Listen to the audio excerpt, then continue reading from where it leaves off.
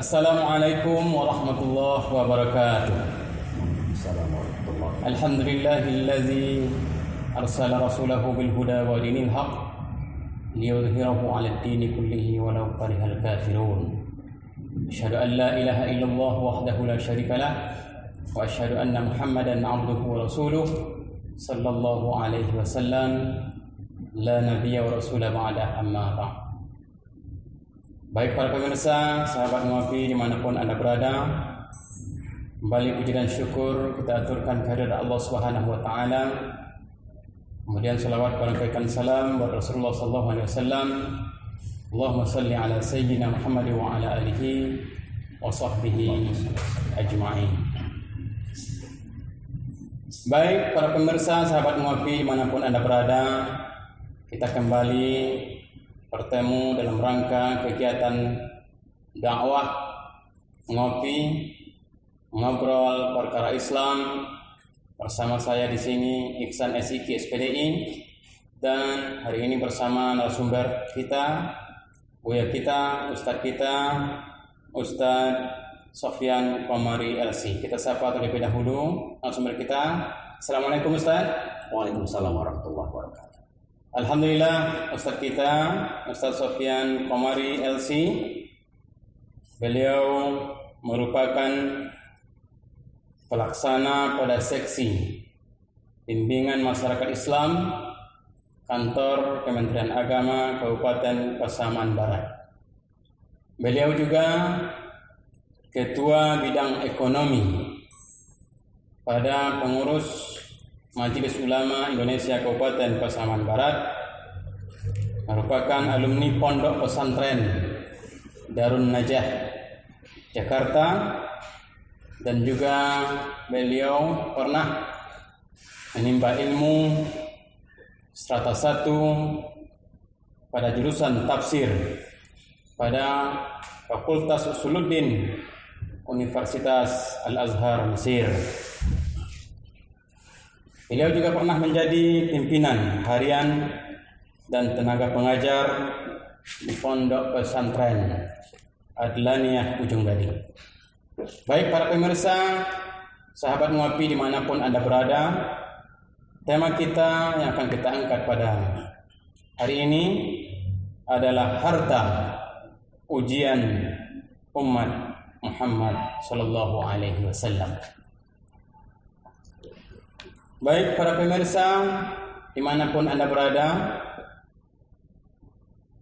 kalau kita berbincang-bincang masalah harta merupakan ujian bagi umat Nabi Muhammad SAW, tentu kita ingin tanyakan kepada narasumber kita pada hari ini, bagaimana nantinya kita mendengar tausiah-tausiah, pendalaman-pendalaman kajian tentang tema kita pada hari ini. Ini Ustaz, tema kita pada hari ini harta ujian umat Muhammad SAW.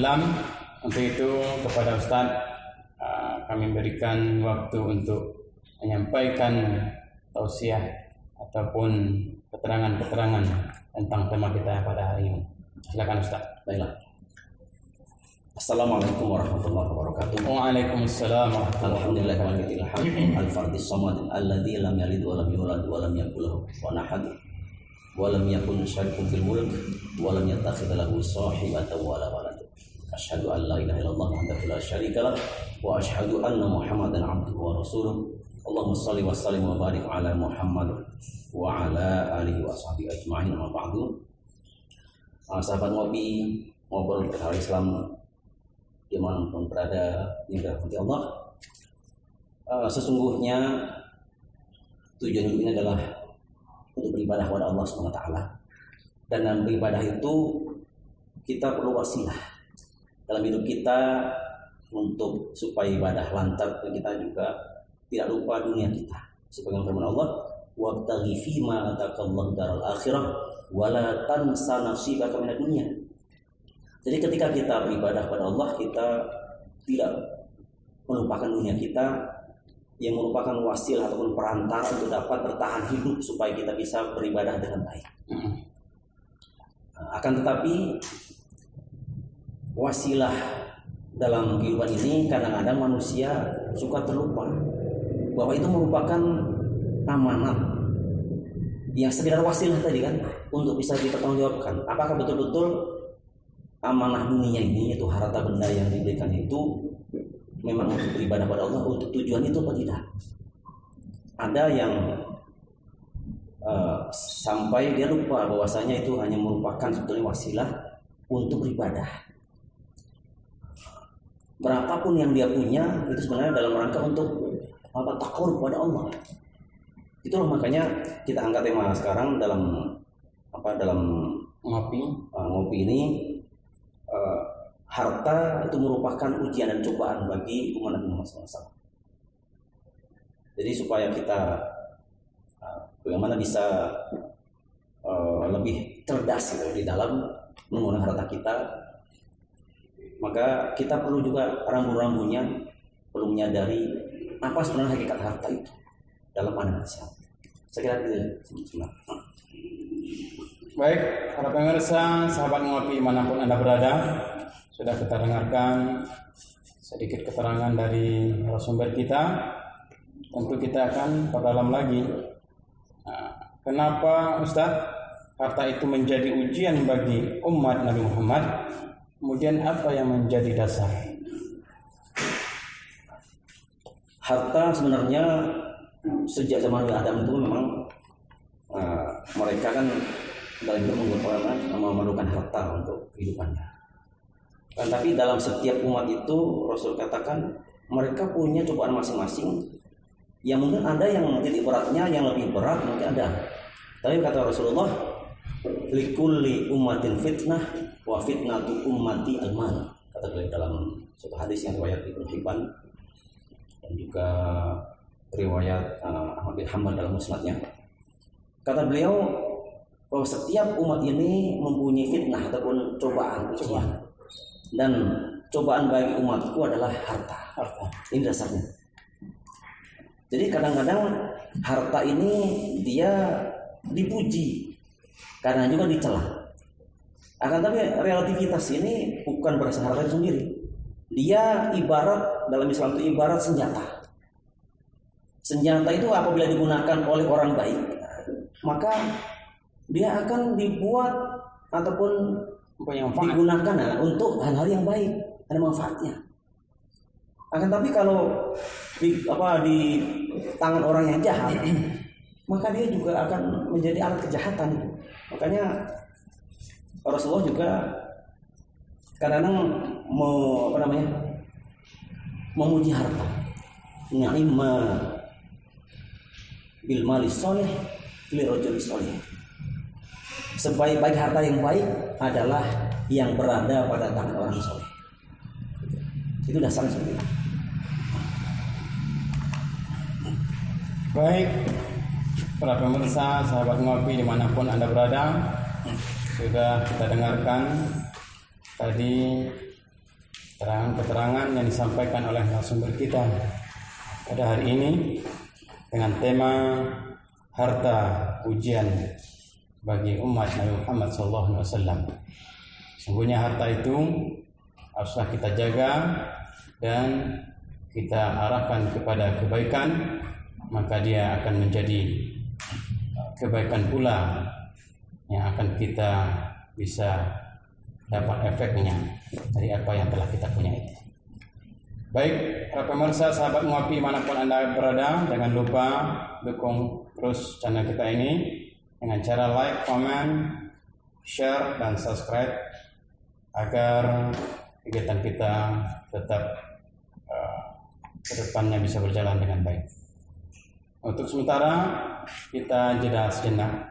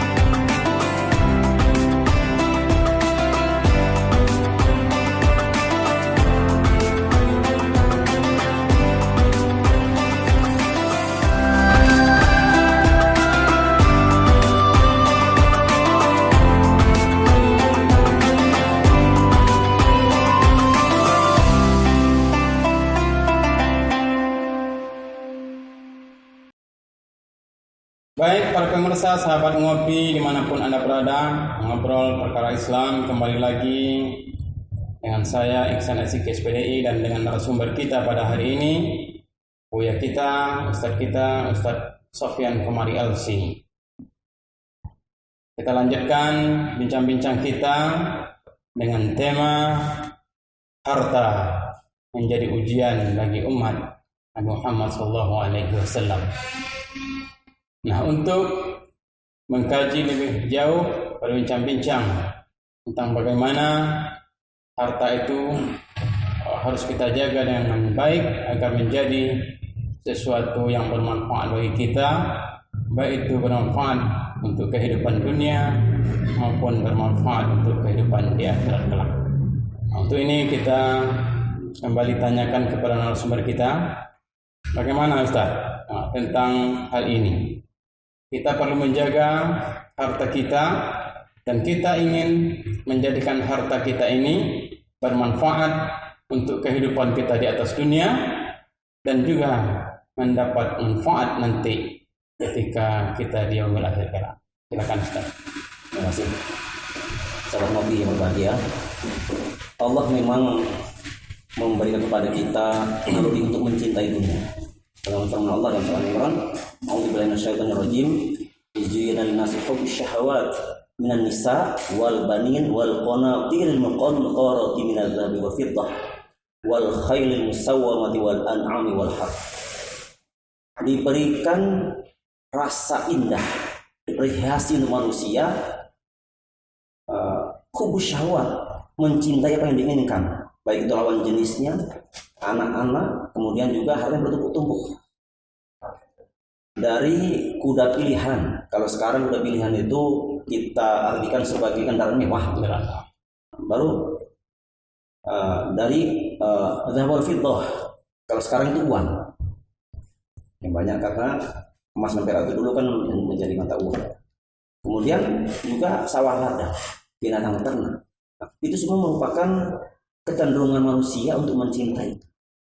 Maka siapapun ingin mendapatkannya. Tapi ingat kata Allah, "Dzalika mata'ul dunya wal wallahu indahu husnul ma'ab." Allah di sisinya mempunyai sebaik-baik tempat kembali. Ada yang lebih baik dari itu, yaitu surga.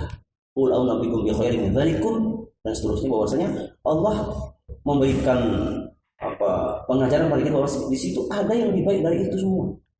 Kalaupun kita mencintai harta kita, maka ada yang lebih baik daripada harta itu, yaitu jannatun tajri min tahtiha al-anhar khalidina fiha wa ridwanun Allah. Di situ ada surga yang menjadi kenikmatan bagi kita semuanya dan ridwanun Allah. Ridwan dari Allah. Kalau harta dunia tadi belum tentu dari Allah. Maka kita harus senantiasa menyadari itu. Kemudian kata Rasulullah, "Inna hadzal mala khadiratun hulwah." Sesungguhnya harta ini merupakan laksana tumbuhan yang hijau dan manis. Maka semua orang cenderung padanya. Faman akhadhahu bihaqqihi wa wada'ahu fi haqqihi fa ni'mal ma'unatuhu. Barang siapa yang mengambil dan meletakkannya secara hak, secara benar sesuai dengan tuntunan Allah, maka dia akan menjadi benar-benar akan menjadi penolong baginya untuk mencapai ridha Allah. Tapi yang sebaliknya, wa man akhadha bi ghairi haqqihi fakana kalladhi yaqul wa la yashba. Barang siapa yang mengambilnya, memperolehnya dan juga membelanjakannya dengan tidak hak, tidak benar sesuai aturan Allah, maka dia seperti orang yang makan dan tidak pernah kenyang. Bayangkan kalau orang makan tidak pernah kenyang, maka akan dimakan terus. Tidak peduli gizi baik atau tidak, terus dimakan. Orang mencari harta tidak pernah puas, maka dia akan segala macam cara dia gunakan, bukan hanya yang halal tapi yang haram pun akan dilakukan. Karena demi mendapatkan menumpuk tadi, al-muqantarah tadi itu kan, al-qanatir al-muqantarah itu artinya bertumpuk. Berarti stok yang banyak bermacam-macam jenis asetnya, berusaha terus. Maka kata Rasulullah, hendaknya kita harus senantiasa mengambil dan meletakkan, artinya mendapatkan dan membelanjakan dengan ridha Allah Subhanahu wa taala. Maka kita tidak sembarang itu. Karena nanti di akhirat nanti kita akan ditanya dua hal masalah harta yang khusus. Yang pertama, min aina tasabahu, yang kedua, wa fima anfaqahu. Dari mana dapatkan kreditnya? Ya maksudnya ini kreditnya itu apakah halal atau haram? Baru wa fima anfaqahu. Debatnya dibelanjakannya untuk apa, halal atau haram? Dua pertanyaan. Maka kata Rasulullah, bahkan kita dianjurkan sebetulnya bukan takut miskin kita yang seharusnya itu, takut kaya seharusnya itu. Karena kalau kaya, semakin kaya itu sebetulnya banyak sekali pertanggungjawabannya. Bahkan kata Rasulullah dalam satu riwayat bahwasanya orang miskin itu akan lebih duluan masuk surga setengah hari dibanding orang kaya. Setengah hari di akhirat itu sama dengan 500 tahun. Dalam surah lain juga Rasulullah mengatakan fuqara'ul muhajirin, orang-orang fakirnya kaum muhajirin itu akan lebih dulu masuk surga dibanding orang-orang kayanya muhajirin itu 70 tahun bedanya. Maka berbahagia pula orang-orang yang belum beruntung mendapatkan harta yang banyak sebenarnya itu kan. Peluang masuk surga itu ada. Tapi tadi ujian tadi kan, karena ujian itu dalam peruntuk harta, ada yang diuji dengan harta yang sedikit. Nah, maka dia harus sabar. Bagaimana dia bersabar dan qanaah menerima rezeki dari Allah yang sedikit itu. Berusaha dia masih mau sedikit, yunfiquna fis sarra wad dharra itu kan, kata Allah kalau ingin menjadi orang yang sabiqun bil khairat itu kan hendaknya kita bertakwa itu berinfak sedikit banyak dalam keadaan sempit, kita masih juga menyisihkan yang sedikit itu. Tentu nilainya beda gitu kan. Kalau orang yang kaya nilai 100.000 itu, kalau orang yang miliuner itu nggak seberapa. Bagi orang yang miskin itu sudah berat. Itu maka buat dorong tadi. Maka haruslah kita senantiasa membelanjakan dengan harta kita yang ada itu sesuai dengan arahan Allah. Meskipun kita dalam keadaan miskin gitu kan.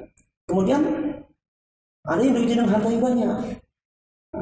Apakah dia bersyukur menginvestasikan harta yang banyak itu untuk kepentingan dakwah Islam atau tidak? Itu masalahnya. Ketika dia banyak kemudian nanti debatnya itu ternyata juga tidak sesuai dengan ridha Allah, itu yang tadi dikatakan orang tidak lulus dari ujian harta tadi. Diberi sedikit masuk Quran, diberi banyak, dia nggak pandai menggunakannya. Itu penggunaan yang sesuai dengan ridha Allah.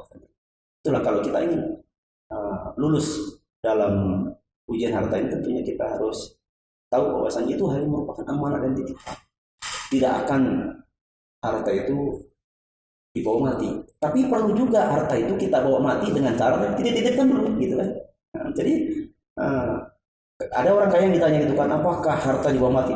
Dibawa mati gimana? Titipkan dulu kepada fakir miskin, kepada pengurus masjid kan begitu kan, kepada madrasah, kepada pesantren, rumah tahfidz kan gitu kan. Nah, nanti baru diambil lagi setelah masuk yang kubur itu, dia akan menemani kita amal itu. Sehingga orang tidak tertipu nanti. Begitu dia punya atau banyak, investasinya banyak juga. Bukan hanya memakan saja, selebihnya kan tidak akan dibawa juga. Tapi kalau diinvestasikan itu semuanya, itu akan terbawa semua nantinya. Berapapun yang diinfakkan itulah yang akan dibawa nanti. Jadi dibawa mati juga, dan dibawa mati melalui tadi. Ibaratnya kalau orang dari luar negeri itu membawa bagasi itu tidak bisa banyak-banyak, terbatas gitu kan. Tapi dengan supaya banyak-banyak nanti sampai ke rumahnya, maka dikargukan, dititipkan dulu. Melalui apa? Itu kan melalui fakir miskin. Kalau ingin juga menjadi umur yang kedua, maka itu diwakafkan manfaatnya, meskipun dia sudah meninggal, maka dia sebenarnya masih ada amalan-amalan yang masih tersisa. Saya kira itu mungkin yang saya ini, mudah-mudahan bermanfaat untuk semuanya. Dan kita semoga dengan harta yang seberapa pun yang kita terima, mudah kita bisa mensyukuri dengan mendapatkan dan membelanjakannya sesuai dengan ridha Allah Subhanahu wa taala. Baik, terima kasih Ustaz. Baik para pemirsa, sahabat ngopi dimanapun Anda berada, telah kita dengarkan tadi keterangan-keterangan yang disampaikan oleh Ustaz narasumber kita pada hari ini, bagaimana sebetulnya kita harus menjaga investasi harta kita itu kepada kebaikan, kita titipkan kepada jalan-jalan Allah melalui sedekah, zakat, infak dan lain sebagainya. Sungguhnya itulah yang akan menolong kita nanti di alam kubur hingga ke yaumil akhir kelak. Baik para pemirsa, sahabat ngopi manapun Anda berada, jangan lupa tentunya saksikan program kegiatan ngopi setiap hari Jumat pukul 10 pagi hanya di channel Kominfo Posbar. Dan jangan lupa dukung terus channel kita ini dengan cara like, comment, subscribe, dan share agar channel kita ini lebih berkembang untuk tentunya kemaslahatan umat. Demikian saja pertemuan kita pada hari ini. Mudah-mudahan kita bisa mengambil hikmah dari apa-apa yang sudah kita bicarakan dan kita bisa amalkan dalam kehidupan sehari-hari. Dari kami, kalau ada kesalahan dan kekhilafan, kami mohon maaf. Wabillahi taufiq wal hidayah. Wassalamualaikum warahmatullahi wabarakatuh. Waalaikumsalam warahmatullahi wabarakatuh.